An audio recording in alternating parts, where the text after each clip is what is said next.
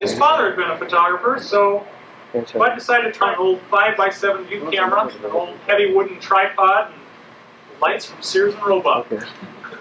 And he started photography. And he did what some of us younger guys only heard about in the movie Easy Money, kidnapping.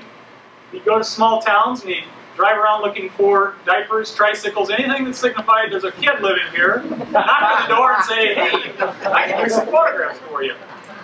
$1.95. And in those days, his average was $10 a sitting. And that was pretty good. In '59, he opened the studio at the Countryside Village, where he's at now. And the rest, I think most of us know. He built the studio into quite a place. People all over Omaha know about it. I have a little story that really doesn't have anything to do with Bud's career in photography, but it does tell a lot about Bud as a person. Some of you might know this, and it's kind of an interesting story. Years ago, our friend Ed Arnold had traveled to Mexico, and he talked to Bud and Donald both. And he talked them into going down to Mexico. He said, you know, the people down there, the Mexican people, are so warm, you're just going to love it. So he started studying Spanish and headed off for Mexico. And by the time they got off the bus, they were in a little village, and they met a group of young children who were selling gum and candy on the street. And Bud took their photograph. And when he returned to Omaha, he sent this photograph back to these kids that he met. And months later, he went back to Mexico and went to the same village, and he looked up these kids again. A friendship kind of developed, and he photographed these kids individually. And when he came back, he sent them these pictures. But when Bud came back, he was contacted by one of the kids, and it seems that this young boy's father had just died, and he left this 14-year-old boy kind of wondering what he was going to do. He wanted to be a doctor. And he called Bud for some advice. What should he do? So he said, should I stay in school? What should I do? Bud said, stay in school, definitely. In fact, why don't you come up to the United States and learn English up here and study and go to school up here. And with his mother's support, this young guy came to the United States, and after he'd been here for a few months, it was pretty obvious to both of them that this was a relationship that was really blooming into a father-son type relationship. So Bud asked him, you think your mother would allow you to stay a little longer, maybe graduate from high school? And contacted him. Mother said, that'd be fine. And with her support, he stayed. After the young man's 18th birthday, Bud officially adopted him. In fact, had to go through some personal bills through Congress in order to do this. The young man is his son, Steve Reese, who we all know has gone on to become a very successful photographer in his own right. And another of the younger children also joined Bud and Steve in Omaha, and that's Steve's brother Jim, who also works full-time in the studio. A few of Bud's accomplishments, besides raising two boys. He, again, Bud, this isn't meant to be all-inclusive. He has been president of the Professional Photographers of Nebraska in 1970. One of the, again, early charter members of the PPGO. He earned the National Award for Service to Professional Photography in 1982 from the PPGO. He earned the Photographer of the Year Award, the Alvin Lewis Memorial Award in 76, 78, and 79. The Best Portrait Photograph in 79 for the state. Top Wedding Album in 78 and 81. The Jack White Memorial Best Photograph Print Show in 76. The Photographer of the Year in the Masters Exhibit in 82. And Bud has earned over 192 merits from the national organization in print competition, speaking again. Bud's taught photography seminars around the country, and he still is active in the portrait studio. In fact, the very first photography seminar I ever took was from Bud Reese. I think it was the first PPGO meeting I ever showed up at. Rick Billings here cornered me and dragged me to a meeting, and Bud cornered me in the back of the room and said, hey, what do you know? And all of a sudden I found, here's this guy, I'd looked at his ads all my life. I said, who is this guy? And he's talking to me, and he invited me to a seminar. And I came away from this seminar just awestruck by the photography and by the guy. Here's a guy who would talk to me that was one of the pros of town, and that really impressed me. He's not just an outstanding artistic photographer, he's also a businessman. In fact, he was just a week or two ago featured in the Omaha Midlands magazine with his campaign for advertising. And we've all watched his advertisements. They're really interesting. We're really fortunate to have Bud here tonight to receive his lifetime membership, and I would like to present Mr. Mervyn Bud Reese. If you come forward, Bud.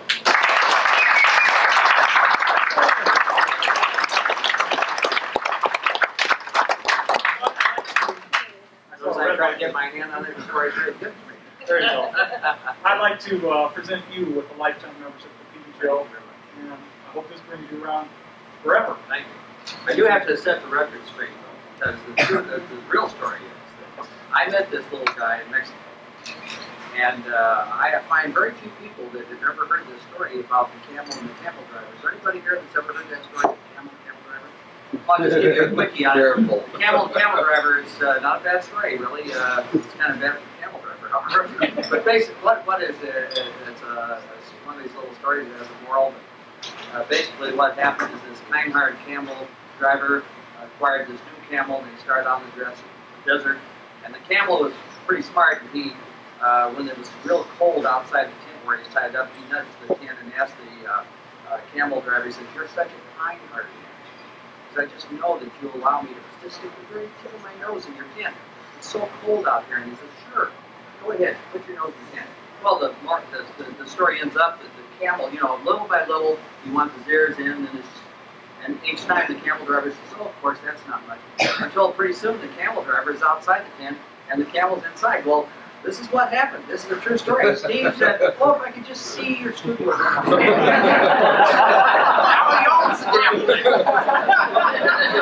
I gotta just tell you what quickie though, because you know, I always hated the name Mervyn. I just hated it when the teacher would say, "Mervyn, go to the cloakroom." And I think I was a good kid. I wasn't a troublemaker. You guys know that. And I've never changed. At any rate, and so I always wanted to have the name of Bud. And now that I've spent a fortune trying to market Mervyn, I thought you all call me Mervyn. Thanks in public. Thank you very much.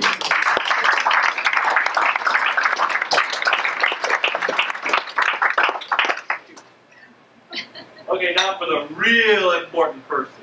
Our speaker tonight, Mr. Michael Meuret from Norfolk, Nebraska, has owned Michael's Photography for 10 years. He's a heck of a nice guy. I think many of you here know him already personally and recognize what a fine individual he is. And we hope that tonight he's going to show us a good video. Mike?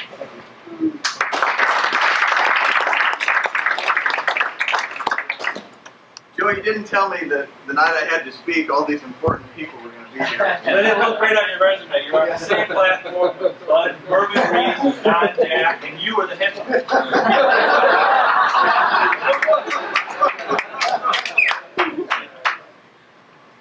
Every good program has a joke. And so about 9:45, if I have enough courage, I'm going to tell you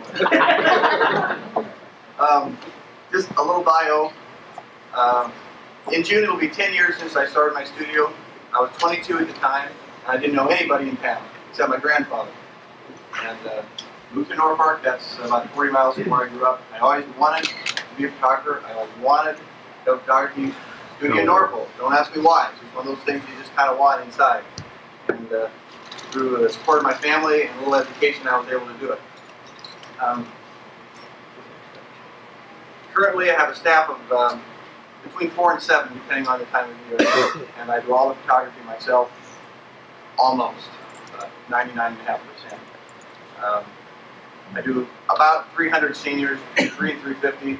I don't have a computer in my studio like a lot of you do, so don't ask me what my average is. Don't ask me exactly how many I do. I can tell you pretty close, and but that's as good as I can do. And do about 25 weddings, and lots of children, and several of other things. It's kind of a general purpose studio. And what I'm going to talk about tonight is what I call additive lighting, and that's not a real exciting title, but it's kind of descriptive because it's the opposite of subtractive lighting. So that's how I come up with the name. I tried subtractive and I didn't like it, and I did the opposite, so I called it additive. So that's what we got. It's something I didn't find that a lot of people around here were doing. It was a good tool for me to increase my skill and open my mind a little bit to what I learned first about photography. So it's not something that all of you are going to go home and try. It's not going to fit into every one of your philosophies or everyday work. But it's an extra tool you may be able to use from time to time. Some of you will use it to a higher degree than others. I did have some notes in case I got lost. I didn't think I'd have some intro, but where's my toy? Intro. I think I did the intro. First, I'm just going to show about 20 slides real quick. All of these use what I call additive lighting. Basically, it's you've heard of synchro sunlight. This is both synchro sunlight and synchro shade, if you will. It's learning to mix. Is that a word? It's learning to mix electronic flash with natural light. So I'm just going to rip through real quickly, about 20 of them or so, and then we have some side-by-side slides, and I'll explain a little bit more. So go ahead and hit the lights if you want to, whoever's going to do that. You're on the way. I got my leash. I can't go very far. Maybe I'll just do that. He's getting them. I'm understanding. Oh, okay. All of these are using electronic flash. Please don't be too careful. Are you using the light modifier at all? Yeah.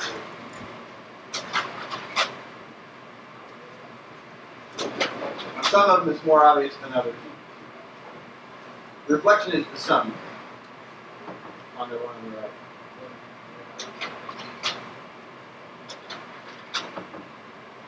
And the shadows on purpose, believe it or not. Kind of Joe Johnson style. I think so. All of mistakes are on purpose, aren't they?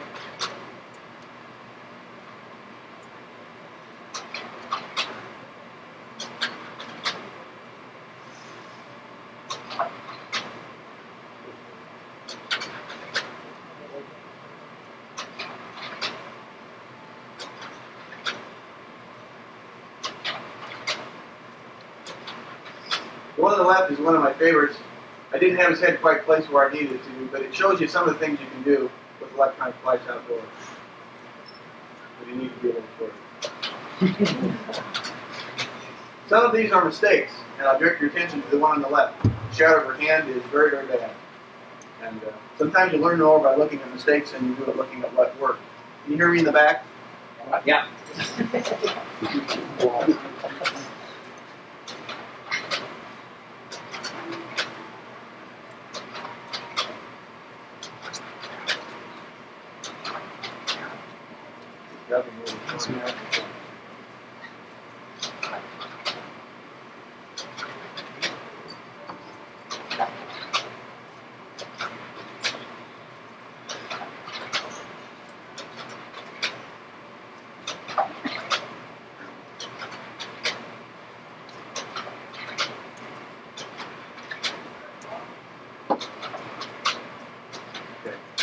Go ahead and turn the lights on. Not all those obviously are going to be big sellers, but they're just kind of show you a sampling of how I use. I learned portraiture at a Donald Jack seminar, so it's appropriate, Don, that you're here, or that I'm here when you're here. And I also work for Dave Raymond and Carney. Some of you who've been in business a while remember Dave. And when I learned to do outdoor portraiture, we learned to do it kind of the old, I call the old classic way. With simply natural light, and to look for holes in the sky to create a nice directional light pattern so you can create modeling in the face. Same as we do in the studio. And after working in the field for a few years, I found out that those situations are not always perfect, that I had to work in. And some of your heads are nodding, so you know what I'm talking about. There are places and there are times of day where you have beautiful, natural, directional light with a nice dark background and no hot spots to do classical outdoor portraiture. And however, the location I use, that happens from 7 in the morning till about 7:45. And then it's slowly starts to deteriorate until about 9:30, and it's just it's full of sunlight. And I just can't, I didn't feel I could make a living only doing outdoor portraiture for 45 minutes in the morning, or even for an hour, hour and a half. I wanted to do a couple 300 seniors, and to do that I needed to find a way I guess, to utilize the sunlight, you might say, to improve my photography. I also got kind of frustrated because on vacation, you see amateurs, they take their camera out in the sunlight, they take a picture, right? And I'm a professional, and I didn't know how to do that. I was afraid of the sunlight. When the sun came up, I ran. And for years, 3 or 4 years, I would tell people, I'm sorry, I can't make your portrait because the sun is out. And they kind of go, oh. They didn't understand. And that made sense to me at the time, that after a couple of years, I thought, I'm a professional, but I don't know how to handle light. I didn't know what to do with it. And so I challenged myself to do something. And so I've been going to seminars throughout the 10 years, and so I picked up little things, but I hadn't used them. And so I kind of went the whole gamut of different ways of manipulating light. Reflectors and umbrellas and subtracting lighting and lots of different things outside. And I finally settled on to what I call additive lighting. And very simply, taking an electronic flash, I don't care what brand that you might use. I use Illuminite, it's the only one I've really ever tried seriously. There are probably others out there. They won't let me sell these, so you can buy whatever you want. But it works very, very well for me. And it's simply taking a lighting situation that does not have directional light. Open shade, cloudy day, a wedding altar area that just, the only directional light might be spotlights from straight above. We've all had this situation, haven't we? Where if there were not directional light, then what we want to do is to add a layer of directional light. And I use that with electronic flash. Very simply put, that's all I do. Metering gets to be real interesting. You get pretty good at metering ambient light versus electronic flash and doing the ratio of the thing. And it takes a little experimentation. Very simply, that's what I do. And I'm lost, so I'm looking at this sheet right here. So I'm okay. I also found that on windy days I had trouble outdoors. So I'd go farther back into the trees, and pretty soon I was back so far, I lost my nice directional light. Even if it were there out where I like to shoot, the wind was so bad if I had to go back in, then that wouldn't work at all. And there were some portraits I wanted to make in the sunlight.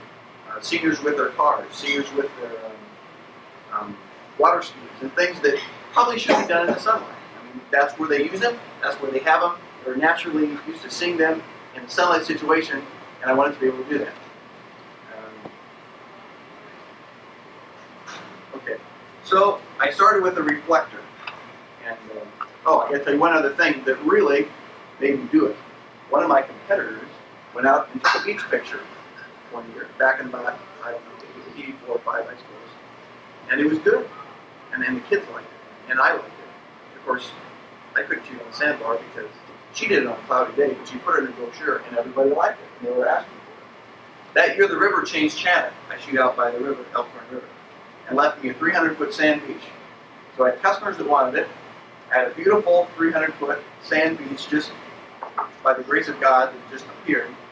Okay, so I forced myself to learn how to do that. So I started with reflectors. I try to take them out in the sun and reflect that light back into their eyes. Ever try that? They can't see. It's just blinding. And so I knew I had to have some kind of electronic flash. And so before I spent money on one of these, I took a Bivitar and I don't know, taped it or something around the stand, and I took it out with an umbrella.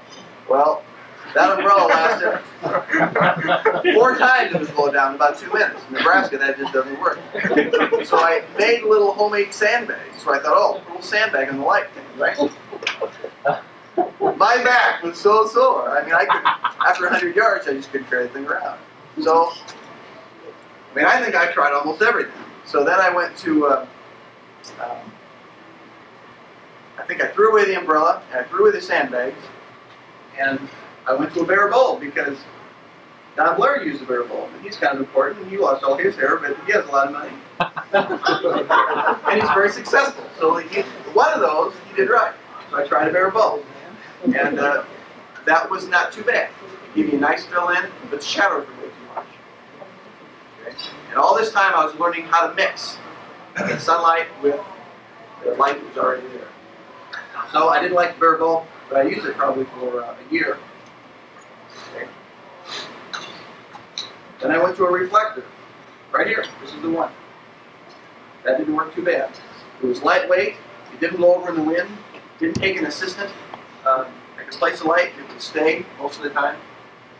And it's pretty rugged. When it blew over, it went right back to work. And if I wanted bare bulb, I could just take it off. It was very, very efficient. I could throw a light way past where Bud's sitting over there and it'd be effective. And it was battery powered, rechargeable batteries. So it was pretty good. It took me, I suppose, 3 years to get to the point where I am now. Is this making any sense? Oh yeah. Okay. Yeah. All right. Maybe I should stop and see if there's any questions before. Yeah, Mike, you were talking about metering for ambient light. Now, do you just go by distance, or do you actually meter the flash meter with that? I found that with the Lumidyne, but it's very, very, very accurate. I also do a lot of double checking metering. I also, to be honest, do a lot of guessing, and I did a lot of bracketing for about 3 years. And I still do. If I'm a little bit unsure, I'll bracket. Do you feel that's still necessary? To bracket? Yeah. Because you probably have a good feeling after all this time. The locations that I'm used to, I don't bracket very much. Incidentally, I would like to compliment you on that photography. I think it's excellent. Very nice technique. Thank you. Also, are you using, for the most part, you know, the thing that's interesting to me is I want to know, is this going to be something that's most of us will do things if they're workable for us, and the easier it is, the more we're apt to do. But if you have, if you have a lot of lights to worry about, probably you won't do it. Now, you, for the most part, on those photographs you showed us, was that one light, or do you use more than one light? One light. The Meuret. I do use an assistant. Meuret. PPGO. However, that's really not necessary for this process. I just find it faster and better with a female assistant, and she's very, I don't know what I do without her. Now, you might have mentioned this, but I think it'd be helpful to give us some kind of a lighting diagram if you can, even if you just describe it.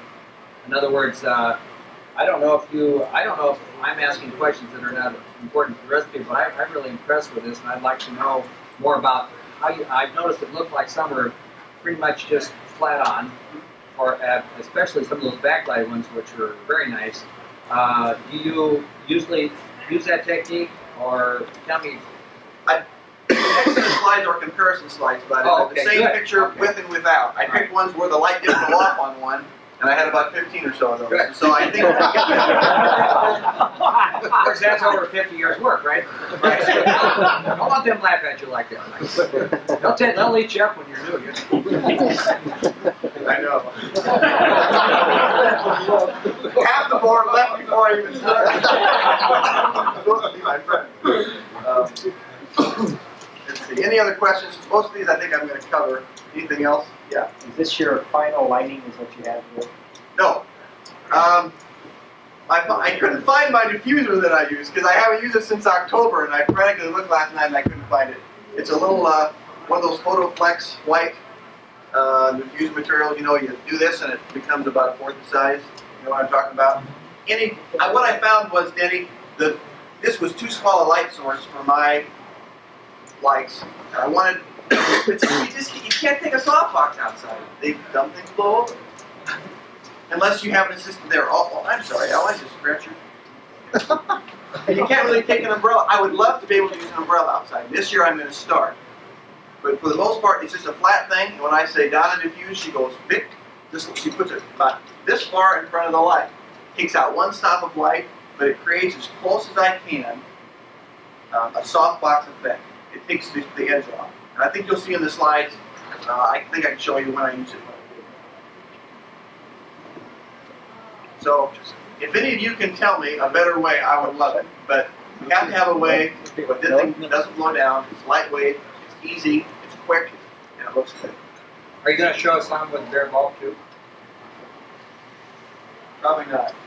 Yeah, I haven't really used bare bulb very much. Okay. For a couple of years. Why didn't you, can you just tell us why you changed from the bare bulb?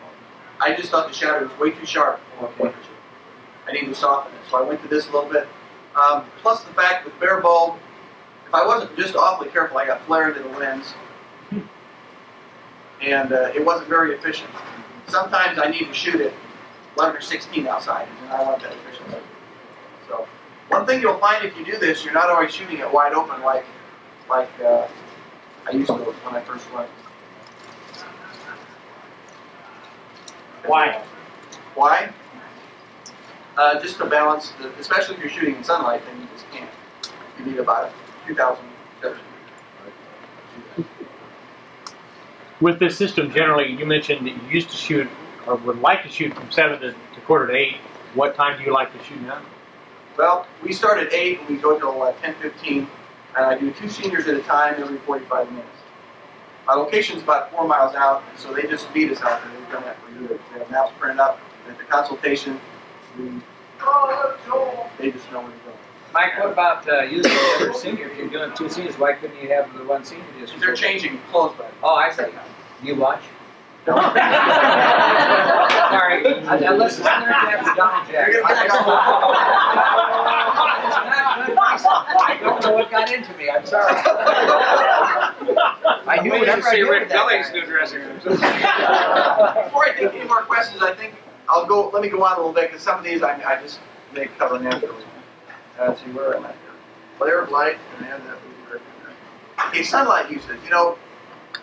Well, there's just one question that I have. Now, I've watched Donald Jack give programs. The last one, he used about 30 or so sheets of 8.5 by 11 paper for his notes. Is your entire program on that little piece of paper? See,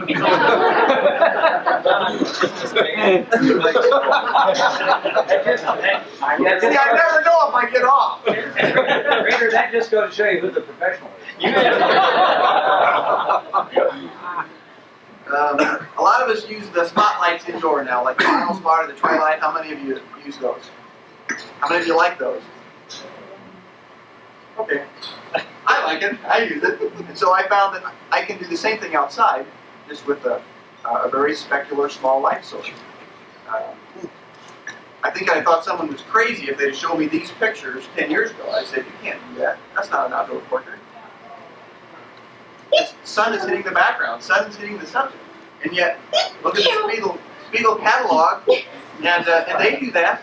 Fashion photography, they know how to mix sunlight and flash, so I can't we? So that's what we do. Now, what do I do when the light's perfect? Shut it off. If I have beautiful natural light, I mean, there is almost nothing beautiful, almost nothing. I mean, that is really neat. And so, don't use it. This is not something you use on every picture. But you've got a family of 12 people and you don't have directional light, I just dare you to put up a subtractive lighting thing. Just take those black scrims out and try it. It's just awesome. Oh yeah, subtractive. I was going to tell you about that too. I tried subtractive. You know, I bought the big black panels, one like this and one like this, and then you try to hook them up. When you do that, you take enough, I should say you, when I did that, I took enough light away from that area where the subject was. I had to open up my f-stop to settings. What's that do to your background? Lightens it 20%. And I didn't like that. So, plus my gosh, trying to work with any speed at all, it's, you know, every pose you have to move your, and the wind's a problem too. So that's kind of out of frustration of all the things that didn't work is how I came onto this. And one day, Keith's not here, but I wish you could hear this. One day I called my friend Keith out because I said, Keith, this is really strange, but I'm doing something that's got to be wrong. I did it for about a year and a half, and I said, the only people I know that are doing this are Donald Blair and there's somebody else that are on the national circuit. I said, tell me what I'm doing wrong. I don't want to do portraiture wrong, I mean, I want to make a living in this business. The only 2 people he knew were doing it were Donald Blair and I don't know somebody else. So either it's something that could be a coming trend, or we just don't know any better. But I found that it's enabled me to work at times of the day. I can do an outdoor senior at 2 o'clock now. I don't always like to, but I can.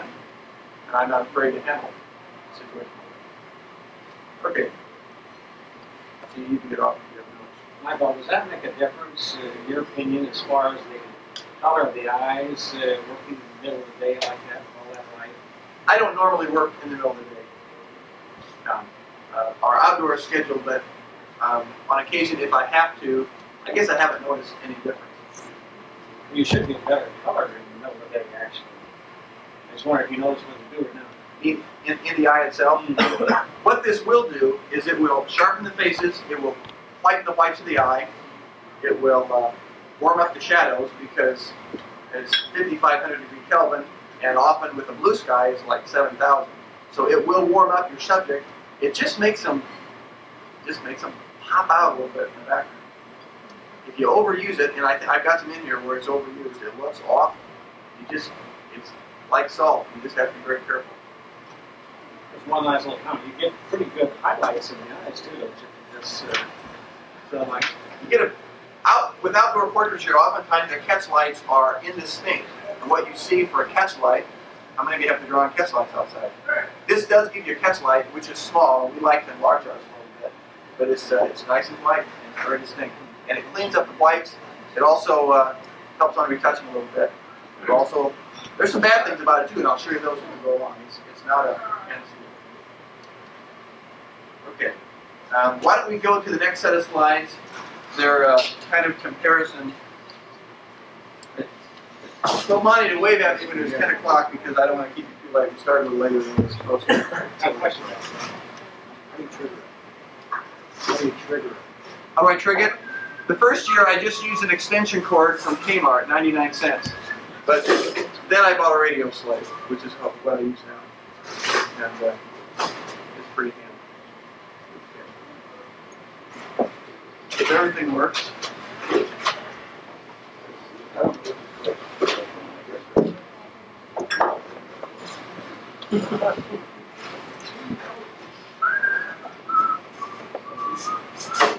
Okay, the one on the left is without. The one on the right is with. See what it does? In the studio, we wouldn't light people like we do on the left, but outdoors, I found I was settling for that kind of lighting and just accepting it as portraiture. And yet we wouldn't do that. I wouldn't do that in the studio. And try to pass it off. What's the distance from the light source? And what's in front of it? This would be this luminine you see with the little diffuser. And you can use anything, any little sheet of white diffused. Now this looks like there isn't a lot of bright sunshine at that time. I'm looking all the way back. It looks like there might be sun on that open area in the middle. Yeah, this is pretty good shade, but this is either on a cloudy day or early in the morning. And it got a nice background except for one little spot. But actually, the light is all from overhead. It's still not good lighting. So we try to do about 6 to 8 poses of each senior, and I do 2 at a time. And to find a spot that's perfect for every picture, I just couldn't do it. And you do let them change clothes out there? Mm-hmm. Do you think is that practical? Oh yeah, Do you think it's necessary? I should ask. They like it. You just tell them dressing room number 1 is to the east, and dressing room number 2 is to the west. And they don't. It took me 6 years before they talked me into letting them do it because I thought this is not right. But they don't care. They'll go in the bushes and most of them bring a friend.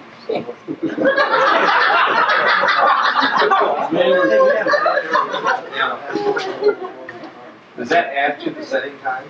No, that's why I do 2 at a time. Because I can be photographing, and you know, they won't hurry so much changing, and they'll take a little more care with their hair and so forth if they don't feel like you're waiting on it, or feel like I'm waiting on it. Without on the left, with on the right. Yes. Do I like the sunlight? No. Does it sell? Yeah. She's got a couple of Well, she's dead.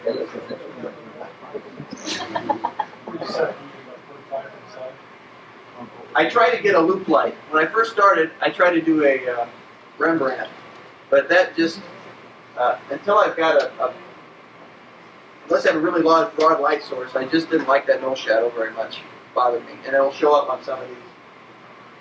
See how the whites of the eyes come out? Now this light is just off your camera then? This light is at about wouldn't be 45. I suppose about a 30-degree angle off axis. And how far away? What's the distance from the subject? 6 to 8 feet. Although I can, some of these is farther if they're in the river. And your camera is about the same distance or further? What lens are you using for this? 180 on an RV. So then you'll be 25, 30 feet, so your light's in front of the camera, isn't it?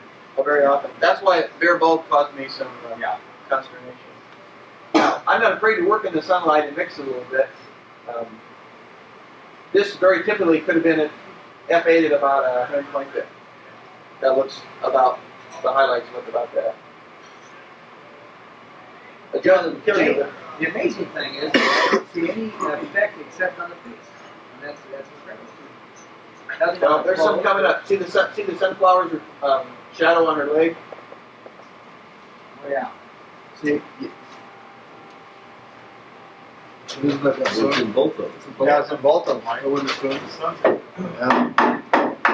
That could have been the luminine went off on the one on the left, but that could have been one I bracketed out. I don't remember this one. Okay, wetting altar. This is just to show how it will naturally correct the color to daylight film. This was taken before 400 film came out, so we don't have quite the orange problem like 10 years ago. I done the one on the left and thought that was a good wedding picture, and yet the one on the right, I think.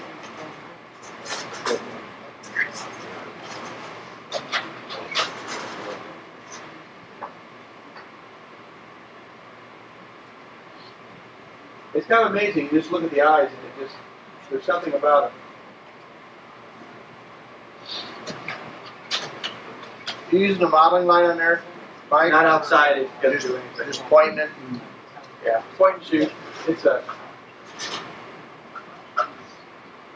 It's pretty easy to train an assistant, to look for the angle of the face. Just to put right there.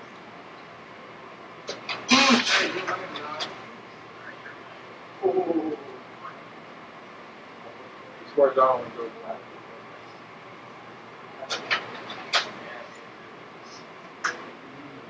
Now that one's probably about 10. That's probably about the last picture I took that day. We got a lot of sun.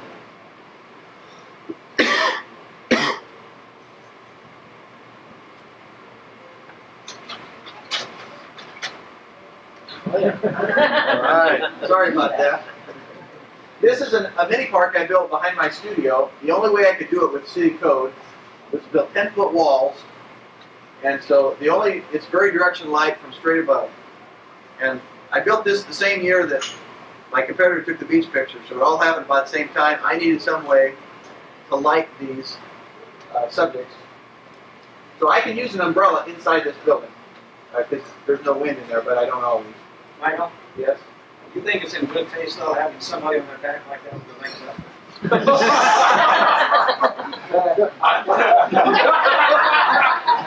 You know, I have to go very fast. Okay. The picture on the right shows you the nose shadow that bothers me. You have to be kind of careful. That's why, sometimes I wish I had a better way to do a broad light source. That's probably without a diffuser on the right. any problems with the diffuser and your contrast with the light? No, almost all these you see are with the diffuser. What are you using? It's just an 18-inch. No, I mean on the camera. Are you using the diffuser on the camera? I don't think so. So it's just a raw. Yeah. Raw Most these, negative. some of these aren't even vignetted. You do that, wouldn't you? Just opens up the eyes a little bit. With a little practice, you can do it with never changing the background. You just pop a little in their face, and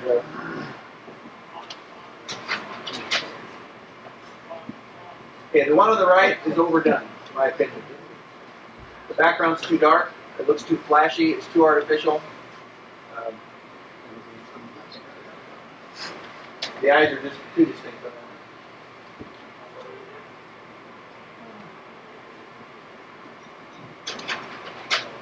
Uh-oh. We took that one out of You almost blew your credibility on that.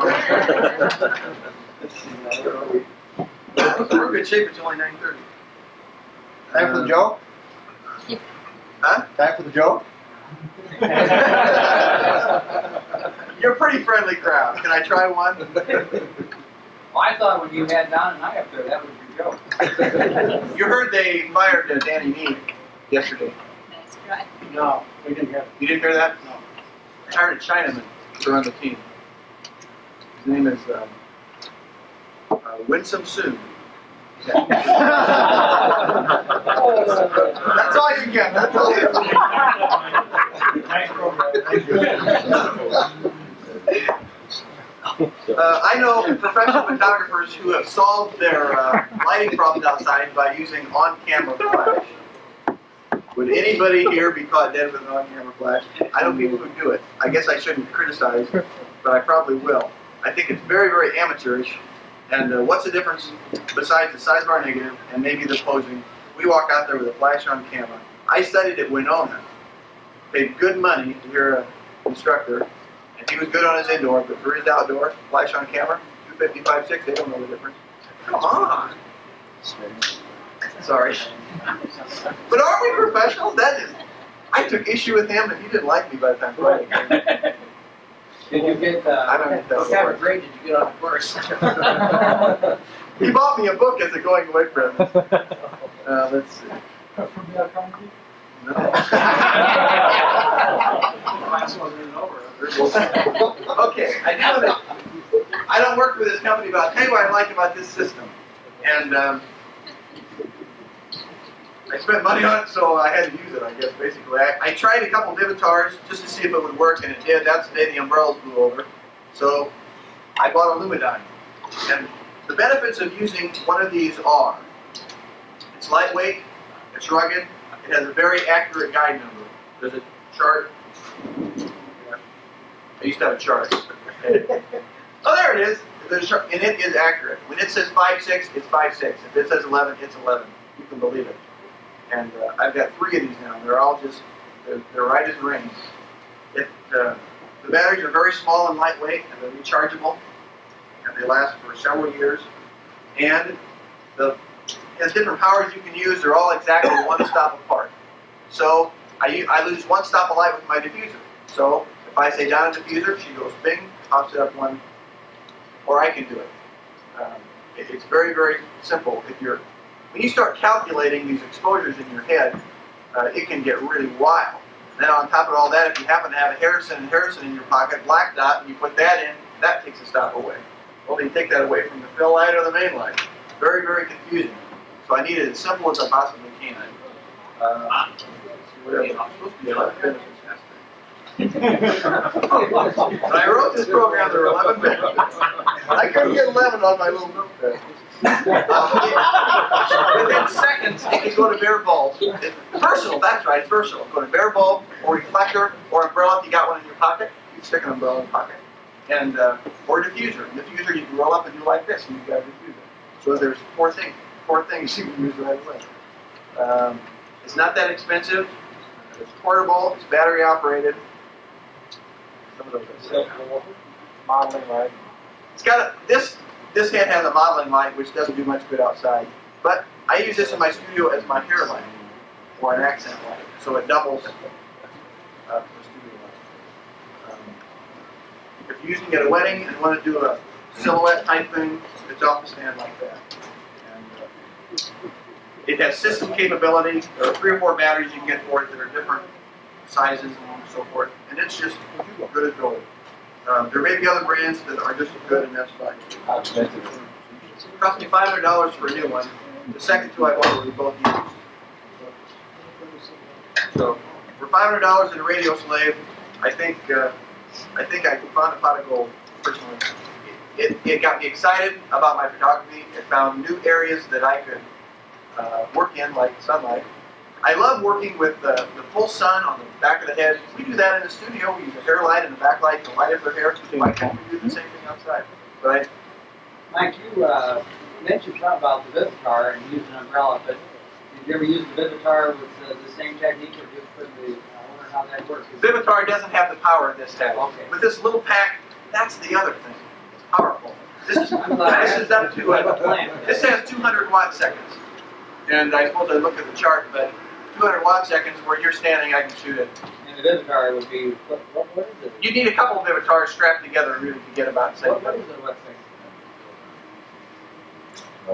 100, around 100 minutes. You need about, you feel 200.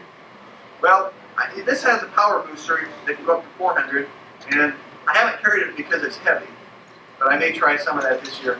On those long throws where I have to reach into the girls like to stand in the river, full-length scenic shots, and I like to pop them out of that a little bit. So 200 is quite enough on some. I've had Donna, you know, Donna's my assistant. She walk in the river with this thing.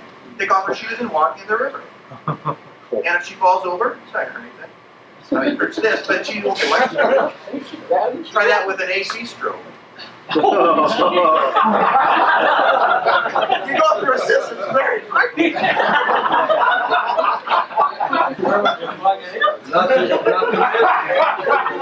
to mention the extension cord. Run back to town. 4 rails extension cord.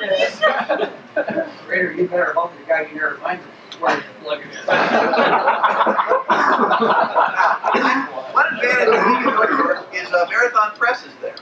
And my friend Linda Varn works at the front desk, and I can go over and say, Linda, can I see some of the recent brochures you printed? I want some ideas for my next brochure. I only did it once. But I got a lot of them. And a lot of the outdoor pictures I found that looked like they were done in a mini park or something set up behind a photographer's studio. Beautiful backgrounds, nice directional light. They just didn't have, they wouldn't let them in the studio that way. So I think there's some merit to working a little bit harder sometimes to get a little bit separate us from the competition. Like, is your same battery like the modeling light? Yeah, but the modeling light takes all the power. The same battery will give you 200 or 300 flashes or 30 minutes of modeling light. Either one. But you don't need a modeling light. Al Worthman, you can do a 45-degree perfect Rembrandt on Dennis without a modeling light right now, couldn't you? Right, standing here and looking. We all could. On Dennis's face? Maybe not on Dennis. Maybe not on Dennis. Okay. I'm at the end of my list. You got to cover your formula for computing exposure. Good, that's what I didn't get written down. The complicated thing is I can't give you a simplified formula because sometimes I use it as a main light and sometimes I use it as a fill light. And what we ought to do is back up about just 3 or 4 slides and just see if we can figure out, we got time to do that I think, and which one I use it for, because it makes a big difference. If you use it for a main light, you expose for this. And the sun can be your backlight, the sun can be your side accent light, just like in the studio. In the studio, I like to use a one-stop difference between what my main reads and what my fill reads. So if I'm working in an open shade atmosphere, that's my fill light. It's non-specular, it's non-directional, it's a basic light, light level. That is my fill light. So I want this. If this is my main, if I'm adding that one layer of light that we would in the studio, then I want this one stop higher than what my fill light is. That make sense? How about metering? You ever do that much of that? It's a complicated thing to explain and to try to tell someone else how you meter it. But you go home for 30 minutes and close your eyes. And just imagine, it took me a long time to kind of sink this in, that my fill light is already out at the river. I'm just bringing my main light for the most part. It's already there. So what I have to do is to meter my fill light, which is existing light, couple that with my shutter speed, and then add one layer of main light on top of that. If, in fact, that's how I'm using this, that's how I use it most of the time. Most of the time it's main light. If I'm working in direct sunlight where the sun is a full front, like the shots with the sunglasses. Can you do that again? Okay, then I use it for a fill light because I don't like the 9,000 to 1 ratio you get. Okay, so then I use it for just a fill light. Make sense? And then how do you explode it? For the main light. The sun is in the light, and then this is one stop left. It takes a little bit of experimentation. Your taste may be different than my taste. And to be honest, I still bracket a little bit sometimes if I'm unsure. But I'll take one at the medium power, one at full power. But I can do a picture of a senior, full lit with the sun, with his car, at noon. And I can fill in the shadows enough that it's a very, very nice sellable print. And the camera might be back 40 feet, but I can, bring this in until it just doesn't show, put it on high power, and it'll be f8. So often you're shooting at a very high shutter speed, too. 400, 250, if you're working with the sun. So vignetters, you often wonder why I didn't use very much vignetting. Some of those, you're shooting at f11 or f8 outside. It's very dangerous. So it'll change the thinking of some of your systems if you start to do that. And I tell you what, it's great with a family. The way those eyes pop out on the singles, I should have left some family ones. Do that with 12 people, and it is real neat. They can just pop right out. Then family with your lighting system, where do you aim your light? And where's the position to camera? To the camera? How close to the camera, and about what angle do you? I don't know that I have a particular formula, Denny, that I do every time. It would depend on the angle of the faces a little bit, how long the noses were.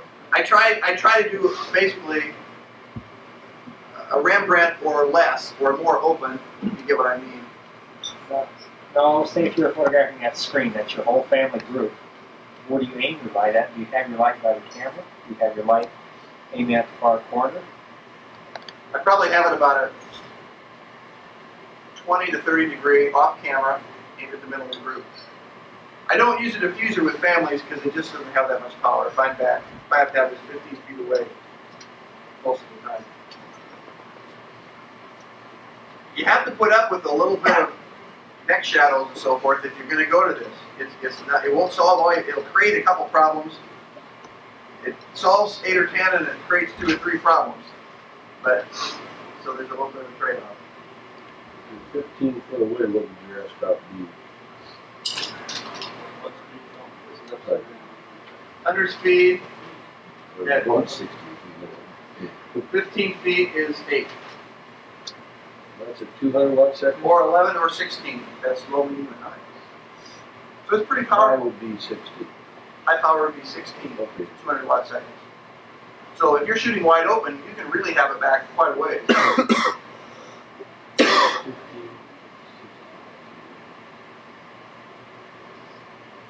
Anybody else doing anything like this? Denny? I've got a 2000 watt one with a portable Honda. Do I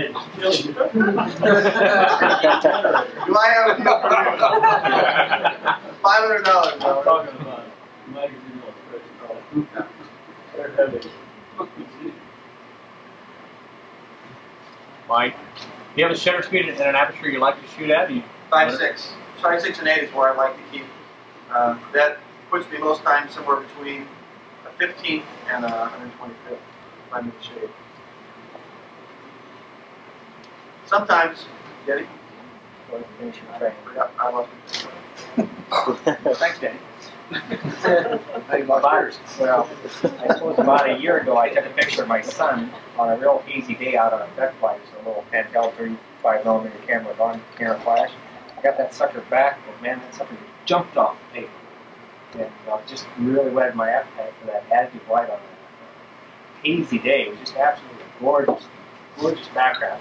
With light on camera is a little bit flat. And a little bit harsh. I can almost shoot in the rain. I mean, if I can get under a tree where they're not wet, you can take a day that's very, very, very dark, and then the fill light is still very much the same. The light level is lower.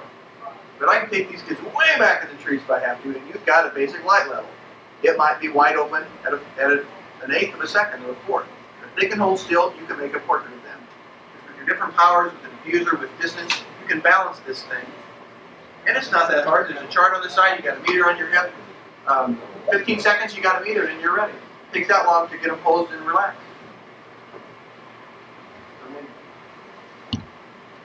What is your name brand? Minolta. That's no secret. I mean, you have to have a meter. You have to be able to meter the electronic flash and the ambient. preferably with one machine. I really like it for weddings. You know, I can take this. This often does my altar groups, and unless I got a really big group, and yet can do all my close-up portraits too. How many times do you work in the wintertime at an evening wedding? What do you do for altar poses? You can do flash on camera, you can take lots of lights that are on cords and everything. But when I use an assistant at a wedding, I just point. I keep my distance the same. She knows how far to keep it from the subject. And if I'm working fast doing all these love poses up there, I'll just point to floor. And that's where you put the light. And I'll do my pose and I'll take my picture. And I know where I'm going next, so I pick my background and point to floor.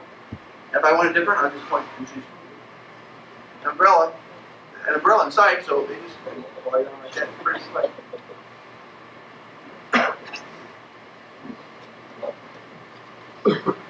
You made one comment earlier I didn't quite understand, that you said that now that we have 400 speed, we don't have yellow pictures. I found that the 400 speed film balances closer to doesn't show the tungsten warm tone as much as the 100 speed did, in my estimation. You know, Joel's a lab man, I suppose, but I found that it... Kodak says they're both the same. That's just Not ever got an article a while back. He said they're different, and I tend to believe that. Kodak lies a lot, you know. I'm not so technical. Don't ask me about what I rate my film at. I don't want to do extensive tests. You're getting you on camera? Luminize sells a little gel, looks like a coffee can filter thing that sticks on the top of that. Have you ever tried that? You feel it's kind of confusing? It's a little, it looks like the little plastic thing you put on the top of the coffee can. Oh, this? Yeah. Yeah, when I grab this light, I usually use it with that on. There's very little difference with the little plastic needle blocker that goes on the front. Very little difference. Almost no exposure difference. Very little difference in the shadow edge. But that diffuser that we just hold it in front makes a big difference. And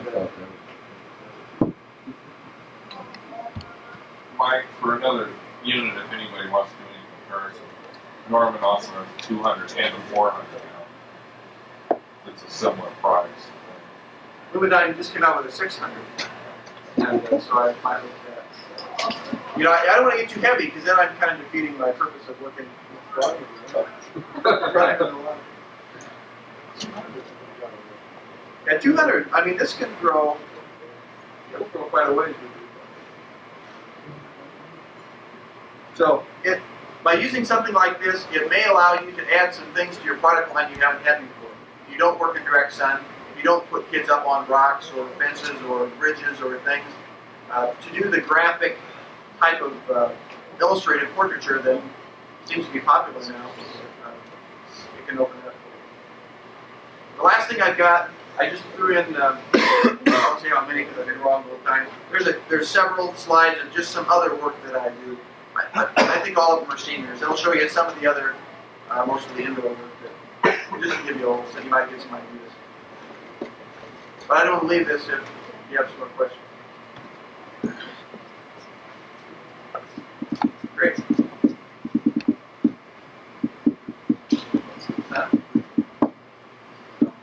I didn't bring the prints. We even asked if I brought any black and white. We're doing black and white for seniors. Anybody else doing that here? Not necessarily even the color. We do some of that, but just straight black and white. Is it popular? Everybody like to be in the dark rooms? Do you print yourself? That's just my next question. Do you print yourself? Or? Anybody got a print and repeat yourself? I had one. I advertised for one a while back. I print wallets 2 at a time. I'm pretty fast. I use an RV and a House of God. I'm still on the fence. All right, we're just going to go through. There's about 12. Not very many. Here we go.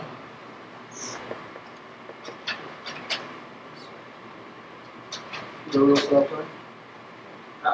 Bill.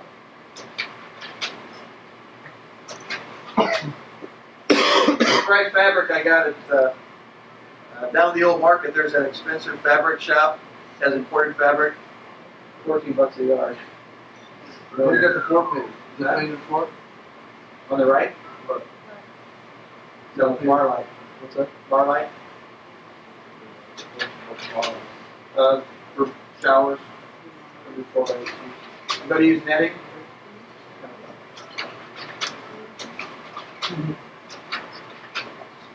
Now. Which one's fun, which one's dirty?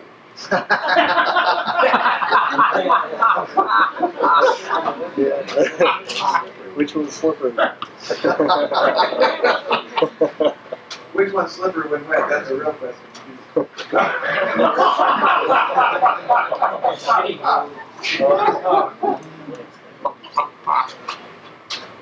It's all flight.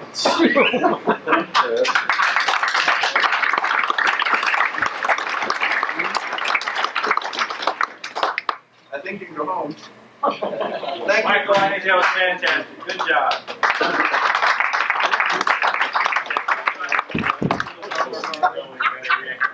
All right, Steve, get the camera again. On behalf of PPGO and PPGO, we'd like to award you with both sides.